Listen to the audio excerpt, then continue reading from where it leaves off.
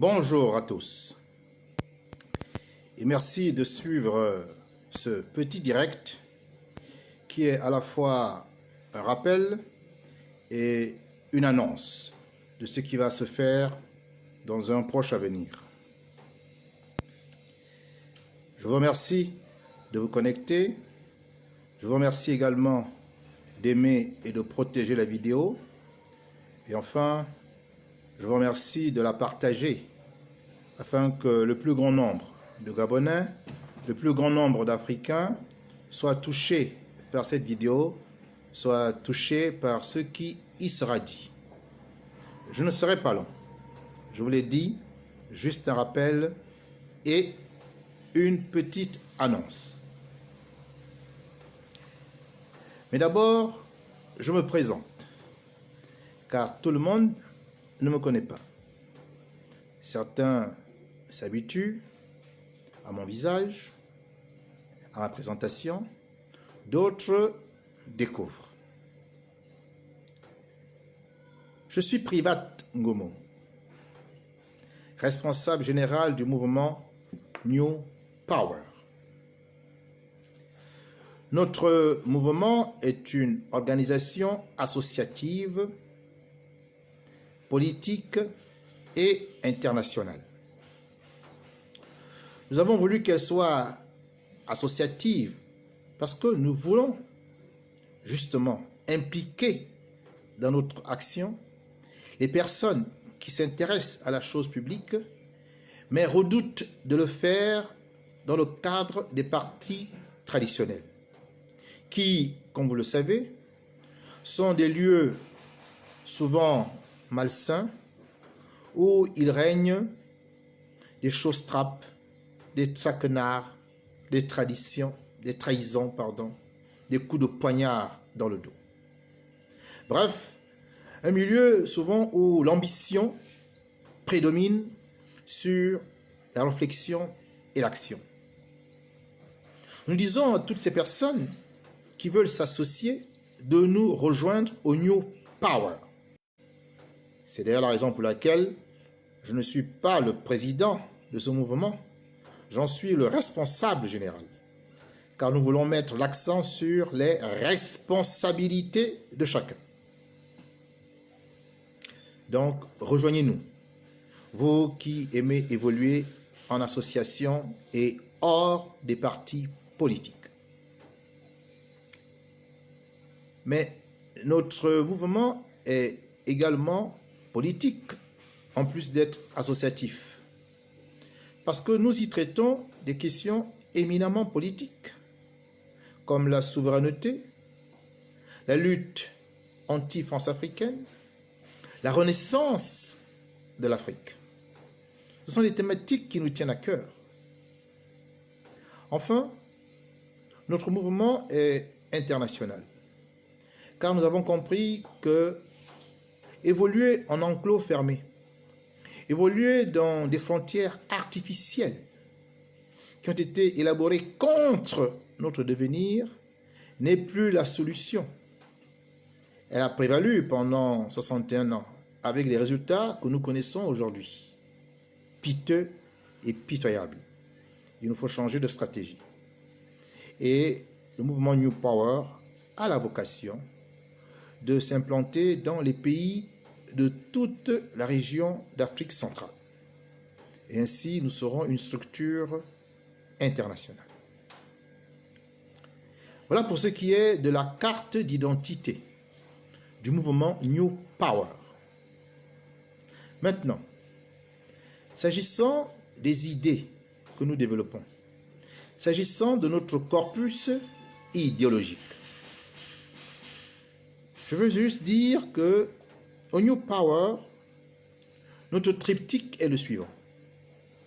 Foncièrement souverainiste, ouvertement anti-France-africain et fondamentalement néo-panafricaniste.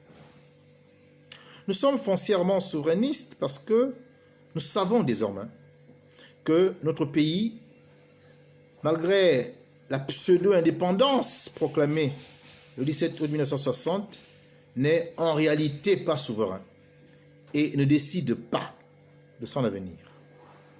Autrement, comment expliquer le paradoxe d'un pays si riche comme le Gabon, avec une population affreusement pauvre? Donc, ayant pris conscience que nous n'étions pas souverains, nous nous sommes demandé, mais qui détient alors notre souveraineté? Et bien entendu, aujourd'hui, il faut le dire, avec courage, sans peur, cette souveraineté du Gabon et de l'ensemble des pays de l'Afrique francophone est détenue par une entité extérieure, ou plutôt des entités extérieures, exogènes au continent africain. Il s'agit de la France officielle et des réseaux dirigés aujourd'hui par Emmanuel Macron et de son bras armé, la France-Afrique, qui ont décidé de considérer le Gabon comme une terre d'exploitation coloniale afin que les matières premières du Gabon servent d'abord à la France officielle et des réseaux et ensuite seulement après aux Gabonais. Autant de choses qui sont inacceptables et inadmissibles. Donc si nous voulons nous réapproprier notre pays, si nous voulons jouir de nos propres richesses, alors il nous faut être souverains pour pouvoir décider nous-mêmes du destin de notre pays et ce que nous entendons faire des richesses du Gabon. Et pour être souverain, il faut aller arracher cette souveraineté qui ne nous sera pas concédée, qui ne nous sera pas donnée, car la France a trop à perdre en cédant la souveraineté du Gabon. Elle a trop à perdre. Il nous faudra nous battre pour arracher notre souveraineté au maître de la France officielle et des réseaux et de la France-Afrique. C'est la raison pour laquelle nous sommes ouvertement anti-France-africains. Nous ne cachons pas notre animosité. Oui, nous ne le cachons pas à l'endroit de la France, le combattre. Donc nous ne cachons pas notre adversité à l'endroit de la France-Afrique. Nous le proclamons ouvertement et officiellement, publiquement, solennellement. Pour combattre la France-Afrique, mais surtout pour la battre, le Gabon seul ne peut pas y arriver. Il en est de même pour toutes les autres anciennes colonies. Aucun pays africain pris tout seul ne peut venir à bout d'un monstre, d'une pieuvre qui a ses tentacules dans tout le précaré français. C'est illusoire de le penser. Pendant 61 ans, beaucoup l'ont cru, pensant que le Gabon seul pouvait se développer à côté du Cameroun, seul aussi qui pouvait se développer à côté du Tchad et ainsi de suite. 61 ans plus tard, il faut faire le bilan. On n'y arrivera pas, divisé, émietté, éparpillé, épars, comme nous le sommes actuellement. Nous n'allons réussir à le faire que si nous sommes unis. Si toutes les filles et tous les fils de l'Afrique, de Kama, se donnent la main et dans une vision commune et unique, décident d'affronter un ennemi qui, jusqu'à présent, continue à nous tenir sous son joug néocolonial. L'union des fils et des filles d'Afrique, sur le plan idéologique, a un seul nom, le panafricanisme, et pour nous, au New Power, le néo-panafricanisme. C'est la raison pour laquelle, au New Power, nous sommes néo-panafricanistes. Voilà pour ce qui est de notre corpus idéologique. Toutes les personnes qui nous écoutent en ce moment et qui sont convaincus que nous avons là touché le vrai sujet, le vrai problème. Nous avons mis le doigt sur ce qui fait réellement mal, tous ceux qui le pensent. Nous leur demandons d'adhérer au New Power et de venir avec nous mener le combat. Je viens là de me présenter et de présenter notre mouvement New Power que certains commencent à découvrir. On m'a plusieurs fois posé la question de savoir pourquoi New Power, pourquoi en anglais, alors que nous sommes dans une région francophone. Première question. Deuxième question, si vous êtes panafricaniste, si vous êtes kamite, pourquoi ne pas prendre un nom africain? Comme par exemple Umoja ou Ubuntu ou encore tout autre nom, mais qui aurait une consonance africaine. Je vais répondre aujourd'hui dans ce mini live en disant la chose suivante. New Power est un clin d'œil à la puissance coloniale française dont nous devons nous défaire des griffes. Nous lui disons à la puissance française que si elle ne revoit pas son logiciel, si elle ne veut pas changer de paradigme, alors la nouvelle génération que nous sommes, décomplexée, compétente, consciente et agissante, n'aura aucun mal à assumer une rupture, comme l'a fait le Rwanda de Paul Kagame. Paul Kagame, après le génocide, a pris le pouvoir dans son pays et au bout de 22 ans, a réussi à en faire une nation développée et respectable. Je dis bien respectable, même par la France. Par la France qui lui a accordé le secrétariat général de la francophonie, alors que le Rwanda est aujourd'hui réputé anglophone. La France qui a, par Emmanuel Macron, assuré la première visite officielle d'un chef d'État français depuis le génocide. Donc, on comprend que quand vous êtes à genoux devant la France, quand vous courbez les chines, eh bien, elle adopte cette attitude qu'elle a toujours eue depuis le XVIe siècle. Elle adopte une attitude raciste, une attitude d'esclavagiste, une attitude de colonialiste, une attitude de néocolonialiste, c'est-à-dire une attitude de mépris et de condescendante. Donc, tant que nous allons courber les chines devant la France, tant que nous allons dire oui, Bwana, oui, messieurs, eh bien, elle nous piétinera. Mais quand nous allons relever de la tête, comme a fait le Rwanda, elle va commencer à nous respecter. C'est ainsi. Et si nous voulons faire respecter par la France, il faut lui dire clairement que la nouvelle génération est prête, pas un nom africain. Oui, cette critique, elle est pertinente. Je n'ai pas la réponse pour l'heure, mais quand l'Afrique sera libérée, un jour nous aurons une langue africaine, qui sera la langue de tout le continent. Oui. Nous aurons peut-être des sous-régions, avec des grandes langues sous-régionales. Nous aurons peut-être nos États qui sont des provinces, avec des langues provinciales. C'est une Afrique qu'il faut imaginer. Et à ce moment-là, le New Power n'aura plus de sens de se dire en anglais. On trouvera le nom africain qui correspondra et qui sera compris par l'ensemble des kamites du continent. Pour l'heure, c'est un rêve. C'est un rêve que l'on peut réaliser dans les 50 prochaines années et j'aurai l'occasion de revenir sur cette thématique de la fédération d'un État continental africain. J'ai fini la présentation. Pour ceux qui ne me connaissent pas et qui ne connaissaient pas le New Power. À présent, je vais entamer les 2 points à l'ordre du jour qui justifient ce petit direct. Le premier point, c'est le rappel.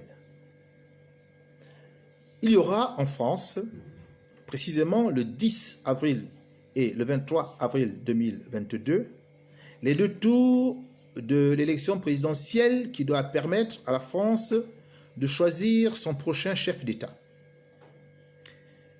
Selon la Constitution française aujourd'hui en vigueur, c'est-à-dire la 5e République, le président de la République française a la haute main et des pouvoirs très étendus sur la politique africaine que la France, son pays, mène. Le président français décide de la parité, de la valeur du franc CFA. On l'a encore vu avec la manœuvre s'agissant de l'éco. Le président français décide seul d'envoyer des troupes militaires en Afrique. On l'a vu pour le Mali, on l'a vu pour le Centrafrique. Le président français peut décider d'augmenter ou non l'aide publique au développement. Bref, le président français décide de la politique africaine de ces anciennes colonies.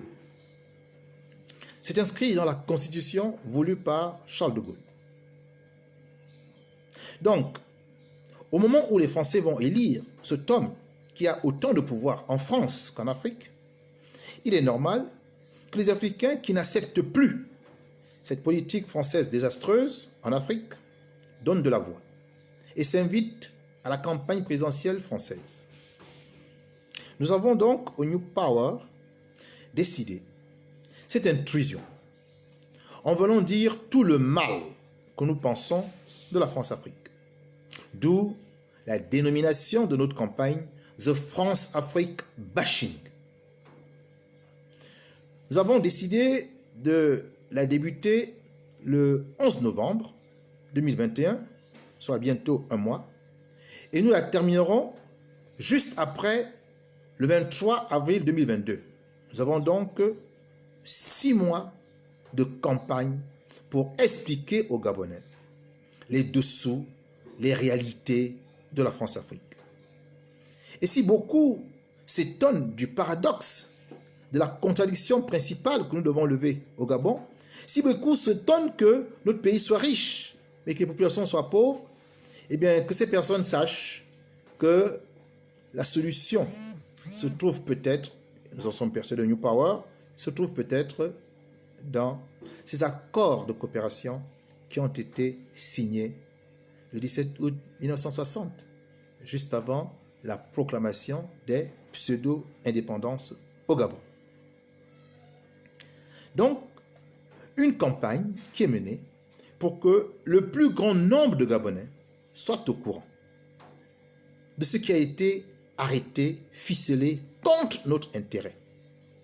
Que ce mal a été ensemencé et qu'aujourd'hui, nous en voyons les fruits amers et douloureux pour les Gabonais, pour les Gabonaises, qui n'arrivent plus à joindre le debout, alors qu'ils sont dans un pays dit immensément riche. À qui profite la richesse du Gabon? Vous le sachez-le. C'est écrit dans les accords de coopération.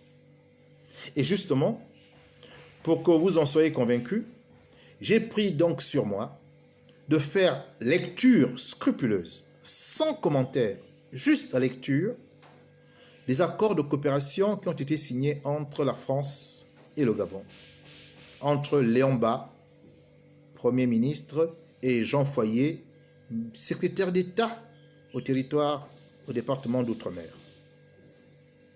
Vous retrouverez toutes ces vidéos sur notre plateforme New Power Official.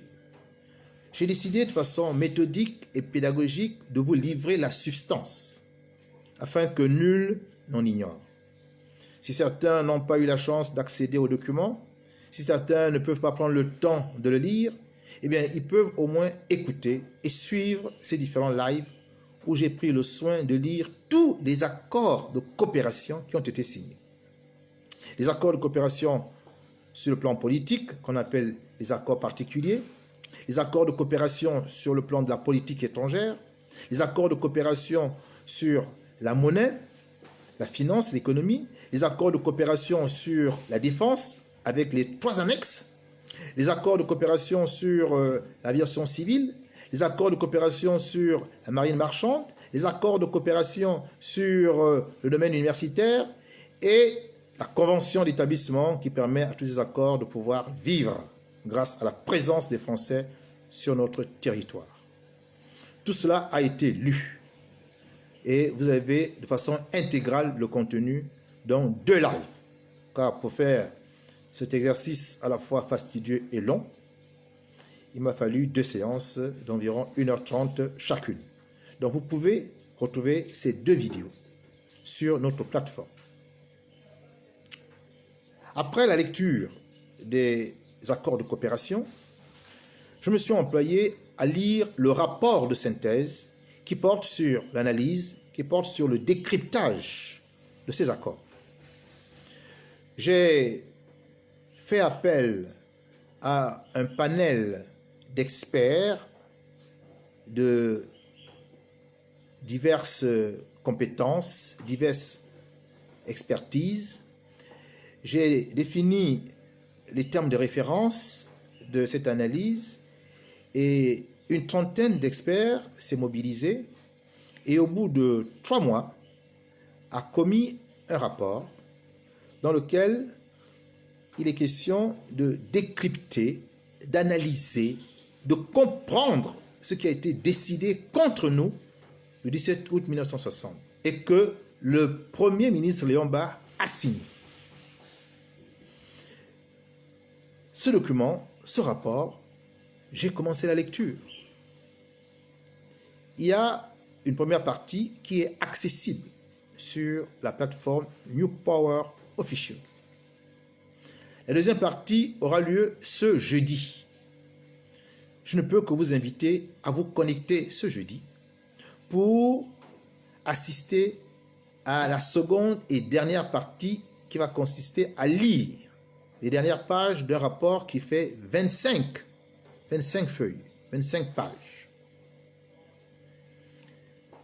À la lecture de ce décryptage, vous comprenez vraiment à quel point notre pays n'avait aucune chance de se développer, aucune chance de s'en sortir, malgré les richesses que nous avons et qui sont immenses, malgré les cadres qui ont été formés dans de grandes et prestigieuses universités, malgré une jeunesse africaine dynamique qui ne demande qu'à déployer tout son talent. Vous comprenez pourquoi tout cela était plombé dès le départ.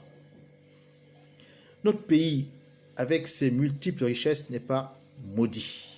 La richesse n'est pas une malédiction, c'est une bénédiction. La malédiction, c'est la volonté insidieuse, perfide, occulte qu'une puissance étrangère, en l'occurrence la France, a de vouloir absolument exploiter nos richesses à nous pour son bénéfice exclusif. C'est cela la malédiction et c'est cela que nous ne pouvons plus accepter. Donc je vous invite ce jeudi 9 décembre à être nombreux pour suivre la deuxième et dernière partie de la lecture du rapport de synthèse qui porte sur l'analyse et le décryptage des accords secrets dits de coopération que nous, au New Power, nous appelons accords néocoloniaux.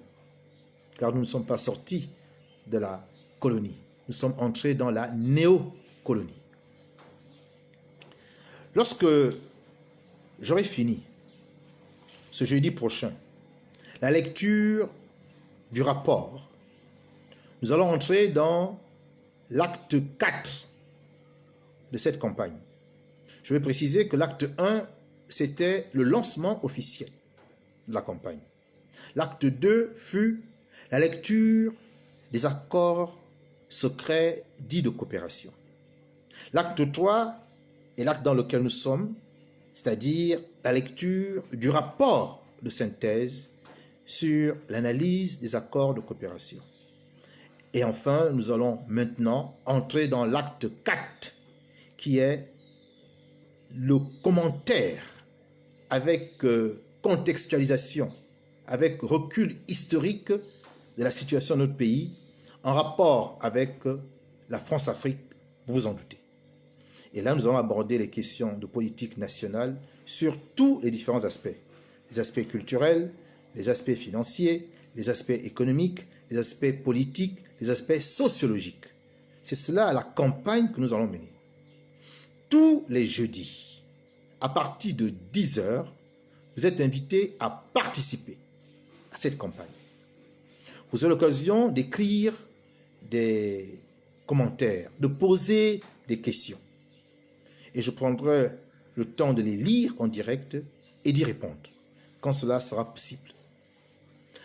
Voilà. Je souhaitais m'entretenir avec vous très brièvement.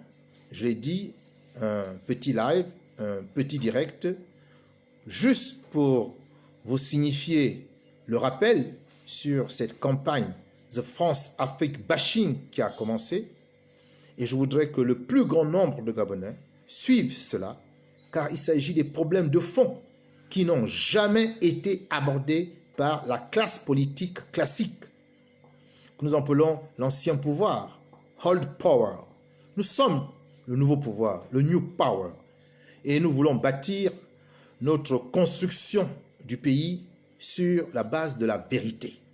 Et la vérité, c'est que les accords de coopération sont le mal qui a été semé en 1960 et qui aujourd'hui fait tant de tort à notre pays, le Gabon.